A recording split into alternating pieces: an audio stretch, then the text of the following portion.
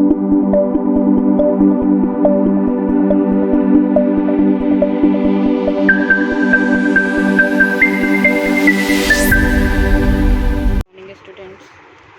आज हम यूनिट 3 का नेक्स्ट टॉपिक पढ़ेंगे, पैरासिम्पैथोलाइटिक्स। तो पैरासिम्पैथोलाइटिक्स एक ऐसी ड्रग्स हैं जो कोलिनर्जिक ड्रग को इनहिबिट करते हैं and called as anticholinergic drug. Parasympathomimetics को हम एंटीकोलिनर्जिक ड्रग्स के नाम से भी जानते हैं, एंटी मस्कैरेनिक भी बोलते हैं और कोलिनर्जिक ब्लॉकर्स भी बोलते हैं। ऐसे ड्रग्स जो ACH के एक्शन को इनहिबिट करते हैं उनको हम पैरासिम्पैथोलाइटिक्स बोलते हैं। लाइटिक मतलब है काम को ब्रेक कर देना। ये मस्कैरेनिक रिसेप्टर को ब्लॉक करते हैं। ये M1, M2, M3 रिसेप्टर्स को ब्लॉक करते हैं। अब देखते हैं इनका क्लासिफिकेशन।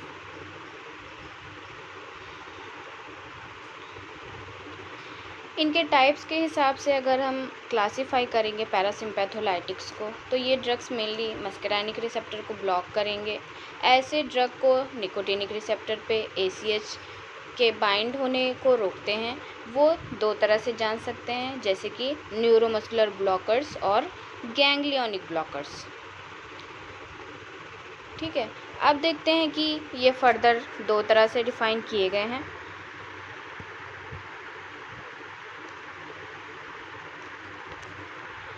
पहला है मस्कैरेनिक ब्लॉकर और दूसरा है निकोटिनिक ब्लॉकर। मस्कैरेनिक ब्लॉकर्स ऐसे ड्रग्स हैं जो मस्कैरेनिक रिसेप्टर को ब्लॉक करके अपना एक्शन दे रहे होंगे। एग्जाम्पल में हमने लिया है एट्रोपिन, जो कि एक प्रोटोटाइप ड्रग है, और दूसरा ड्रग है स्कोपोलामाइन। निकोटिनिक ब्लॉकर्स ऐसे ड्रग्स हैं जो निकोटिन रिसेप्टर को ब्लॉक करके अपना एक्शन शो करते हैं, और उनको फिर से फर्दर हमने दो क्लास में डिवाइड किया है, दो सब टाइप में डिवाइड किया है। पहला है न्यूरोमस्कुलर ब्लॉकर्स, जिसमें कि हमने ड्रग्स ली हैं पैनक्यूरोनियम और रोक्यूरोनियम। ये NM रिसेप्टर्स पे बेसिकली काम करते हैं। दूसरा है गैंग्लियोनिक ब्लॉकर्स, जिसको हम NN रिसेप्टर बोलते हैं, और ये NN रिसेप्टर पे काम करते हैं। ऐसे एंटीकोलिनर्जिक ड्रग्स जो गैंग्लियन को ब्लॉक कर देते हैं। ठीक है, अभी मैंने बोला कि ये NN रिसेप्टर पे काम करते हैं। इसमें एग्जांपल हमने लिया है हेक्सामिथोनियम। अगर एसिटाइल सिस्टम के अंदर जो गैंग्लियंस होते हैं, जहां वो दो नर्व टर्मिनल्स आपस में ज्वाइन होते हैं। ओके, अब देखते हैं इसका मैकेनिज़्म। बात करते हैं ऐसी कंडीशन की पहले डायग्राम में जहां एसिटाइल कोलिन बाइंड है मस्कैरेनिक रिसेप्टर पे, तो वो कोलिनर्जिक एक्शन शो करेंगे। यहाँ पर रेड से एसिटाइल कोलिन को डिनोट किया गया है, तो ये बाइंड है मस्कैरेनिक रिसेप्टर से। ठीक है, तो इस कंडीशन में ये कोलिनर्जिक एक्शन शो कर रहा है। अगर यही एंटीकोलिनर्जिक ड्रग देते हैं तो ये बाइंडिंग साइट पे compete करेगा, और एसिटाइल कोलिन की जगह को अचीव करने के लिए इसका मैकेनिज़्म दिया गया है कि ये competitive inhibition of acetyl choline on muscarinic receptor show करेगा, कंपटीशन ये कॉज करेगा। अब एसिटाइल कोलिन बाइंडिंग साइट से जब रिमूव हो जाएगा, सेकेंड डायग्राम में हम देख रहे हैं, और एट्रोपिन या फिर स्कोपोलामाइन बाइंड हो जाएगा, तब एट्रोपिन एसिटाइल कोलिन को इनहिबिट करेगा और कोलिनर्जिक एक्शन इस केस में नहीं मिलेगा। अगर हम एसिटाइल कोलिन की अवेलेबिलिटी और कंसंट्रेशन को इंक्रीज़ कर दें, मतलब वापस से हमें कोलिनर्जिक इफ़ेक्ट मिलने लगे और एसिटाइल कोलिन और स्कोपोलामाइन के एक्शन को नलिफाई करना है, तो क्या करेंगे? अगर हम एसिटाइल कोलिन की कंसंट्रेशन रिसेप्टर पर बढ़ा देंगे तो ये वापस से कंसंट्रेशन हाई होने की वजह से एट्रोपिन को हटा देगा और खुद रिस्टोर हो जाएगा और हमें वापस से पिछला एक्शन मिल जाएगा। अब बात करते हैं हम इसके फार्माकोलॉजिकल एक्शन की डिफरेंट बॉडी ऑर्गन्स पे कैसे इफ़ेक्ट करता है, क्या काम करते हैं। तो पहला देखते हैं सेंट्रल नर्वस सिस्टम। इसमें एट्रोपिन CNS को स्टिमुलेट करेगा। In case of Parkinson's disease trimmer और रिजिडिटी को रिड्यूस करेगा। CVS में देखते हैं सेंट्रल वैस्कुलर सिस्टम। इसमें क्या करेगा? टैकीकार्डिया कॉज करेगा। टैकीकार्डिया कॉज होने की वजह से आपका हार्ट रेट इंक्रीज़ होगा, BP इंक्रीज़ होगा, और अगर हम इसकी हाई डोज देते हैं तो आपका BP डिक्रीज़ हो जाएगा। नेक्स्ट आता है आइज़ पे क्या काम करता है। तो आइज़ पे ये माइड्रियासिस कॉज करता है। माइड्रियासिस मतलब पिपल का साइज़ बिग हो जाएगा, जिसकी वजह से आपको फोटोफोबिया हो सकता है और इंक्रीज्ड इंट्राओक्यूलर टेंशन की वजह से आपको प्रॉब्लम्स हो सकती हैं। आपको नैरो एंगल ग्लाउकोमा भी हो सकता है। नेक्स्ट आता है स्मूथ मसल्स। इसमें रिलैक्सेशन कॉज करेगा। इंटेस्टाइन और स्टमक के कॉन्ट्रैक्शन टोन को रिड्यूस करेगा और जो कायम का प्रोडक्शन हो रहा है उसके प्रोडक्शन को ये डिक्रीज़ करेगा, जिससे कॉन्स्टिपेशन हो सकता है और स्पाज्म भी इंक्रीज़ हो सकता है। नेक्स्ट आते हैं अब हम ग्लैंड्स पे। ग्लैंड्स में क्या काम करता है, ये सिक्रीशंस को डिक्रीज़ करता है। जैसे कि सलाइवरी ग्लैंड्स हैं, स्वेट है, लैक्राइमल ग्लैंड्स हैं, इन सारे सिक्रीशंस को डिक्रीज़ करेगा। ब्रोंकियल को भी डिक्रीज़ करेगा। फिर उसके बाद स्किन और आइज़ ड्राई हो जाएंगी।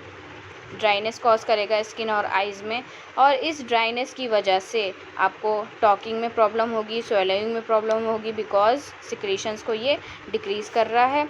और डिक्रीज़ एसिड सिक्रीशन आपके स्टमक में होगा, जैसे कि पेप्सिन और म्यूकस। पेप्सिन क्या करता है, ये प्रोलैक्टिक एंजाइम है, और म्यूकस ये गैस्ट्रिक इरोजन कॉज करने में हेल्प करता है।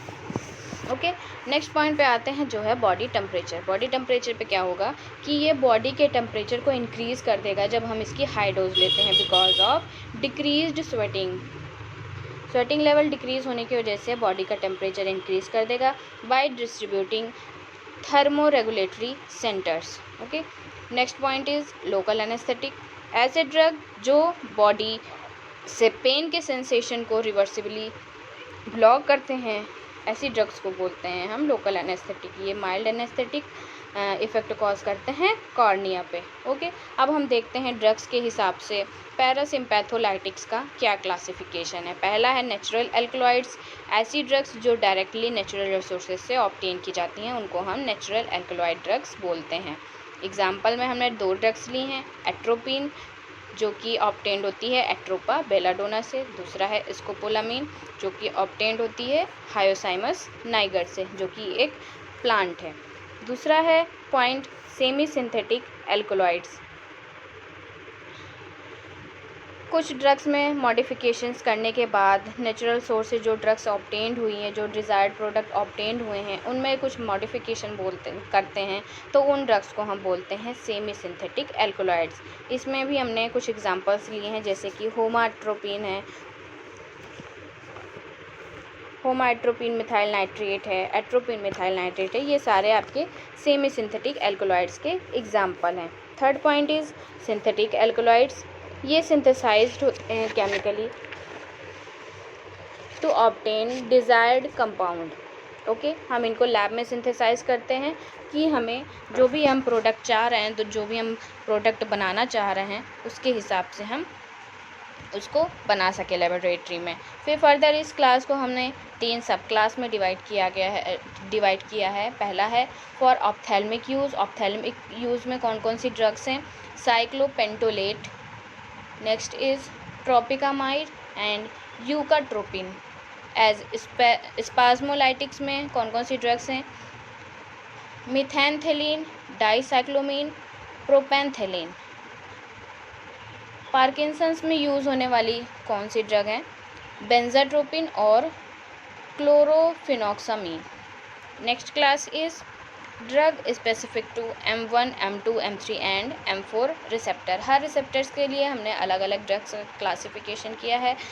पर्टिकुलरली जो M1 रिसेप्टर्स पे काम करेंगी वो हैं पायरेंजिपिन, टेलेंजिपिन। M2 रिसेप्टर पे जो काम करेंगी वो है ट्रिप्टामिन। M3 रिसेप्टर पे जो काम करेगी वो है हेक्साहाइड्रोसिलाडिफिनिडोल। M4 पे जो काम करेगी वो है हिपेसिन। तो ये हमारा पैरासिम्पैथोलाइटिक्स का क्लासिफिकेशन था। ठीक है, जो आपको नहीं समझ में आता है उसे आप कमेंट बॉक्स में लिख सकते हैं और ऐसे ही पढ़ते रहिए। इम्पॉर्टेंट टॉपिक है आपके एग्ज़ाम के लिए। Thank you.